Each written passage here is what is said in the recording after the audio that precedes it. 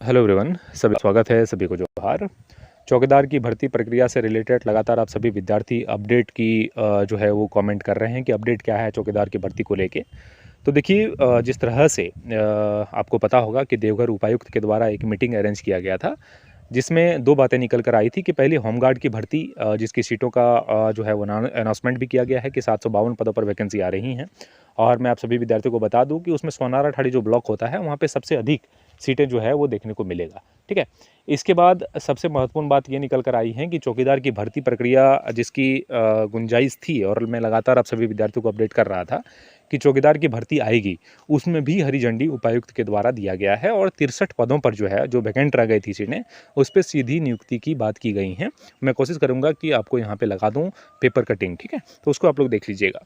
63 पदों जो वैकेंट सीटें थी, बैकलॉग सीटें इसको कहते हैं, उस पदों पर जो है वो सीधी नियुक्ति की बात की गई। और सीधी नियुक्ति का ये मतलब है कि देवघर जिला में जितने भी जो हैं वो स्टूडेंट हैं वो फॉर्म को सबमिट कर सकेंगे, चाहे वो किसी भी गांव से, किसी भी बीट से बिलोंग करते हैं।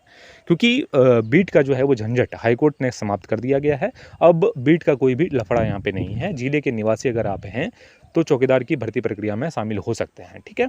इसी तरह जामताड़ा में भी 111 पदों पर चौकीदार की भर्ती है। धनबाद में भी 95 है। साहिबगंज में 50 है। इसी तरह झारखंड के सभी ज़िले में चौकीदार की भर्ती प्रक्रिया आनी है, क्योंकि जो सीटें बच गई हैं उस पर जो है वो सीधी नियुक्ति अब किया जाएगा। ठीक है। सेकंड लिस्ट की गुंजाइश अब बहुत कम दिख रहा है। जिस तरह से देवघर उपायुक्त का निर्देश दिखा है, तो निश्चित रूप से ये बहाली अब जो है वो नए सिरे से फिर होगी। और सेकंड लिस्ट आने की संभावना इसलिए भी कम है क्योंकि हाईकोर्ट जो है वो बिट स्तरीय बहाली को गलत साबित कर चुका है। उस स्थिति में जो है वो फिर से बिट स्तरीय बहाली होना सही नहीं लग रहा है। और सभी उपायुक्तों को ये निर्देशित किया गया होगा कि जो भी बचे हुए सीटें हैं उस पर सीधी नियुक्ति किया जाए। ठीक है, मेरी बातें आप समझ गए होंगे। आप किस ज़िले से आते हैं उसको कमेंट करके ज़रूर बताइएगा। मैं सारे अपडेट आपको देने का प्रयास करूँगा। अभी फ़िलहाल अगर आप देवघर ज़िले के निवासी हैं, अगर आप देवघर जिला के फॉर्म जो है वो चौकीदार का फॉर्म का इंतज़ार कर रहे हैं, जामताड़ा जिला का चौकीदार का फॉर्म का इंतज़ार कर रहे हैं, तो आप सभी विद्यार्थी इस नंबर पे कांटेक्ट कर लीजिएगा 8539047559।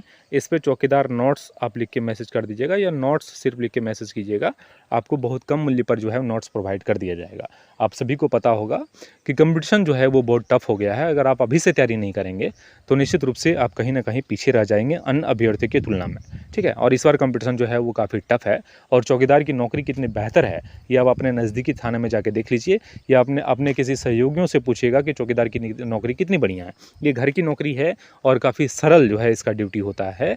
तो एक प्रयास जो है आपको इस बार करनी चाहिए, और उस प्रयास में जो है वो जो नोट्स मैं प्रोवाइड आप सभी विद्यार्थियों को कर रहा हूं वो आपको मुकम्मल करेगा। निश्चित रूप से काफ़ी प्राइस कम है। इस नंबर पे आप लोग जो है वो देवघर वाले विद्यार्थी, जामताड़ा वाले विद्यार्थी कांटेक्ट करिएगा, मैसेज कर लीजिएगा। आपको वहाँ पे काफ़ी कम प्राइस पे नोट्स प्रोवाइड कर दिया जाएगा, जहाँ से आप सभी विद्यार्थी तैयारी करिएगा। और झारखंड के सभी ज़िले में ये बहाली आने वाली हैं, तो सभी ज़िले में धीरे धीरे नोट्स मैं प्रोवाइड कर दूँगा।